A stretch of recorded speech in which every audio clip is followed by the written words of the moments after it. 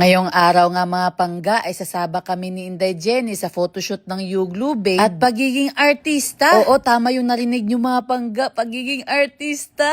Pero artista ko no lang mga pangga, pero hayaan yun na kasi feeling ko talaga artista kami ngayong araw na to. At ayun na nga mga pangga, pagdating namin dito sa venue, akala ko talaga photoshoot lang yung gagawin namin. Pero sasabak pala tayo sa pagiging artista. Kaya yun, habang hindi pa tayo inaayusan mga pangga, sinecheck ko na kung ano yung mga script ko at gagawin sa buong araw na to. Sa totoo lang mga pangga, first time ko talagang ma-experience to. Kaya masaya ako na kinakabahan talaga. Pero syempre, abanti ta permi oy. At dahil hindi kami parehas ng kwarto ni Inday Jenny mga pangga, iniisip ko talaga kung anong outfit niya ngayon. At yun, dahil nagkatsyempo tayo mga pangga, tinititigan ko na lang si Inday Jenny sa malayuan. Grabe, ang ganda at sexy. At dahil hindi na tayo makatiis na tignan siya sa malayuan, lumapit na talaga ako mga pangga. At syempo, sabi ng direktor, picturean daw kaming dalawa. Yay, nakakilig mga pangga. Grabe. Ang ganda namin dalawa ni Inday Jenny, oh. Iba talaga pag alagang Yuglu Babe. Alam nyo ba mga pangga, feel na feel ko talaga na model ako dito at artista. Ang sarap sa pakiramdam mga pangga, no? Na yung dating pangarap mo lang, ito na-experience mo na. Kaya maraming salamat Yuglu Babe sa pag-experience sa amin ng ganito. At dito na nga mga pangga, magfo-photoshoot na daw ako. Kasama si Horsey. Pero hinay-hinay lang daw ako kasi naninipa daw to. Kaya naman mga pangga, pahirapan talaga yung pag-photoshoot namin dito sa Horsey na to. Kasi bigla-bigla na lang talagang tumatakbo. Pero syempre, laban tayo dito pangarap bayan natin to. At ito na nga, pinasakay pa talaga tayo kay Horsey. Good luck talaga sa atin pag tumayo to. Grabe mga pangga, hindi pala talaga madali maging artista, no? Sure, feeling artista. Pero in fairness mga pangga, ang hirap pala talaga sumakay sa kabayo. Gumagalaw-galaw kasi siya mga pangga. Tapos kailangan pa natin mag-aura-aura dito kahit kinakabahan na talaga. Kaya laban talaga tayo dito sa photoshoot na to. Iniisip ko na lang nga dito mga pangga na sumasakay ako sa motor ko para ma-enjoy ko na lang talaga yung moment ba. Big thanks nga pala sa lahat ng staff ng Yuglu Babe. Grabe, ang babait talaga nila mga pangga. Hindi ka talaga makaka-feel ng awkward at hiya kahit sobrang dami nila kasi andyan sila para i-cheer up ka. At alam nyo ba mga pangga, hindi lang isang outfitan yung pina-photoshoot natin ngayong araw na to, kundi tatlo. At ang saya din mga pangga kasi na-meet natin in person yung CEO ng Yuglu Babe at ibang influencer na taga Mindanao. After nga namin dito na photoshoot mga pangga, sasabak na tayo sa aktingan. Hindi ko nga ma-imagine mga pangga kung bagay ba tayo maging artista. Pero syempre kahit anong mangyari mga pangga, abanti ta permi uy. Labanan lang talaga natin yung pag-acting dito ba. Sa sobrang dami nga namin ginawa ngayong araw na to mga pangga, naabutan na kami ng gabi. Pero grabe ang lahat mga pangga, hindi mo talaga makikita sa kanila na napapagod na sila. After nga namin mag-acting dito mga pangga, nagbihis na naman kami at minake-upan ulit para sa panibagong photoshoot na naman mga pangga. Hindi ko nga na-imagine mga pangga, na kinaya namin lahat gawin to. Kahit lunchtime na kami nagsimula. Grabe ang saya lang talaga mga pangga kasi may dumating sa buhay namin na ganito na opportunity. Akalain nyo yun mga pangga, naging brand ambassadors tayo ng Yuglu Babe, isang sikat na beauty product dito sa Pilipinas. Pagkatapos nga ng napakahabang araw mga pangga, may inabot pa talaga si Ma'am Giselle sa atin na regalo. Dear to mga pangga at first time namin makatanggap ni Inday Jenny ng ganito.